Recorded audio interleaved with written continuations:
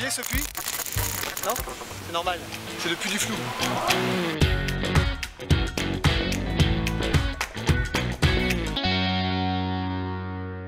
Aujourd'hui, nous sommes au puits Vic de Sceaux à Colomiers sur le chantier de la ligne C du métro et on va rencontrer Nia. Ça se passe en bas chez moi. Ah, je sens une goutte de pluie. Alors Nia, explique-moi, c'est quoi ces puits? C'est des puits avec de l'eau? Non Fred, c'est en fait de permettre aux secours d'accéder au tunnel principal depuis la surface. Et là Nia, on est sur quel type de puits? Celui-là, il a les deux fonctions, c'est-à-dire accès de secours et ventilation. Et comment on peut savoir comment placer ces puits sur la ligne? Donc sur le tracé, on va voir au total 16 puits sur toute la ligne C.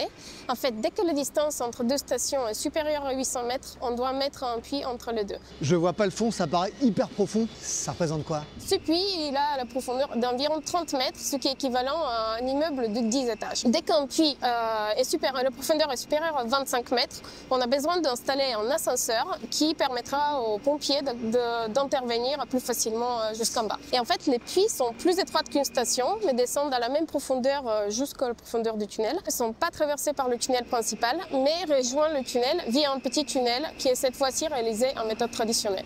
C'est fou, le puits du fou. Alors, combien de temps pour un projet comme celui-ci? Le mieux, ce serait que je t'amène voir Sébastien pour te répondre à cette question. Bon alors Seb, c'est bien.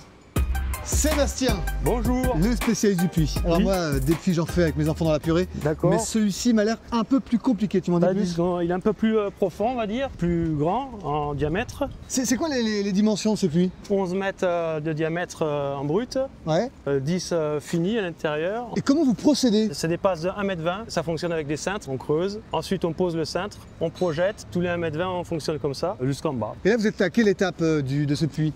Là aujourd'hui on a terminé la dernière phase, donc on est à 30 mètres. Et c'est quoi les prochaines étapes? Il y aura le radier de 60 cm avec la fosse de 4 mètres de profondeur, mur central avec les planchers, les escaliers et les cages d'ascenseur. Et après on raccorde tout ça au rameau, j'imagine? Oui, tout à fait. Ouais. Bon, j'imagine que ça prend du temps. C'est combien de temps pour un ouvrage pareil? Là, il faut compter 2 ans, 2 ans et demi la totalité, hein, bien sûr. Hein. Et là, vous êtes quasiment au bout du tunnel, au bout du puits. Au bout du puits, aujourd'hui, on est au bout du puits, on va dire. Merci Sébastien. Merci. J'espère qu'on a répondu à vos questions sur les puits. Bientôt, de nouveaux épisodes. Et puis, c'est tout. Et puis, c'est tout.